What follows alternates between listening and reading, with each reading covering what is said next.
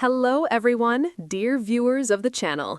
I am Halyna, the guardian of secrets, a researcher of mystical phenomena, and here with me is Vadym, a historian interested in folk culture.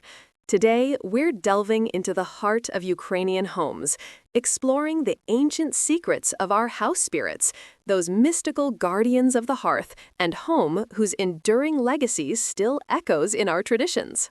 Indeed, Halyna.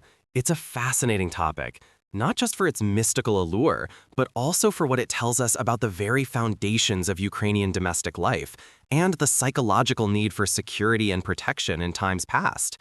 These spirits, known generally as Domovyk or sometimes Dobrochots, are a profound example of how our ancestors personified the home itself. Exactly. The Domovyk, from the word dim, meaning house, is perhaps the most revered and intimate of all Ukrainian house spirits.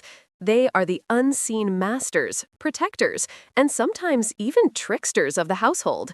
Lore describes them in various ways, sometimes as a small, hairy old man with glowing eyes, other times taking the form of the family cat, dog, or even a mouse. They are the spirit of the family's ancestors, constantly watching over their descendants. While the imagery of a hairy old man or a supernatural pet might sound whimsical to modern ears, historically, this personification likely stemmed from the sounds and occurrences within a wooden dwelling. Creaking timbers, the scuttling of rodents in the walls, or drafts of wind could easily be attributed to an unseen entity, especially in an era without our scientific understanding of structural dynamics or pest control. It's the human mind making sense of its environment. But it's more than just creaks, Vadym. People truly believed the Domovyk ensured the well-being of the family and its livestock. They would tidy up at night, help with chores, and even warn of impending danger. A knock on the wall, a sudden chill, or moving small objects could be their way of communicating. My grandmother always said if a kettle boiled over for no reason, it was the Domovyk signaling a visitor was coming. These aren't just random noises, they are signs. And those signs became deeply ingrained in folk psychology. When something good happened, it was the Domovyk's blessing. If misfortune struck, it was a warning unheeded or a spirit displeased. This belief system provided a framework for understanding luck and misfortune, attributing agency to the home itself. It fostered a sense of constant vigilance and responsibility for one's living space and actions. The relationship with the Domovyk was symbiotic. Families had rituals to appease them. A common practice was leaving a small offering of bread, milk, or porridge by the stove or in a hidden corner overnight. It was a sign of respect, an acknowledgement of their presence and guardianship. Neglecting these offerings or treating the home with disrespect could anger the Domovyk, leading to misfortunes, lost items, or even disturbed sleep. To me, this shows a deep spiritual bond. From a historical perspective, these rituals served a practical purpose too. Leaving offerings encouraged cleanliness. People wouldn't leave rotten food out for the Domovyk.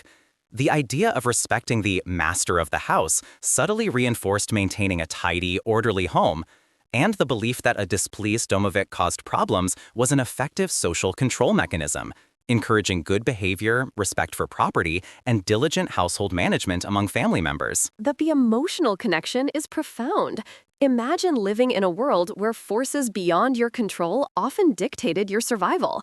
The Domovyk offered a sense of protection, a feeling that you weren't alone, that your home was a truly sacred space, watched over by ancestral spirits. One story I heard from an old woman in Policia was that during the Holodomor, when everything was stripped bare, she felt an inexplicable warmth by the empty hearth and then found a forgotten bag of dried berries hidden away. A gift from the Domovyk, she was convinced, saving her family from starvation.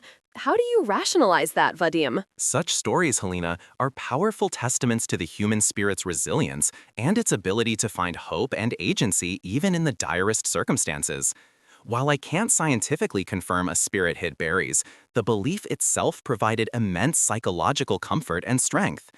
Perhaps the berries were simply forgotten and then rediscovered, but framing it as a divine intervention from the Domovyk transforms a chance find into a profound act of grace, reaffirming faith in a benevolent protector. It's the narrative that matters as much as the factual pent. But the Domovyk isn't always benevolent if angered. There are stories of them causing mischief, hiding tools, tangling hair, breaking dishes, or even driving away livestock if the family was negligent, or moved to a new house without properly inviting the Domovyk to join them. This transition was crucial. You couldn't just leave your Domovyk behind. A piece of your family's soul would be lost. These mischiefs are classic folk explanations for everyday annoyances, Halyna.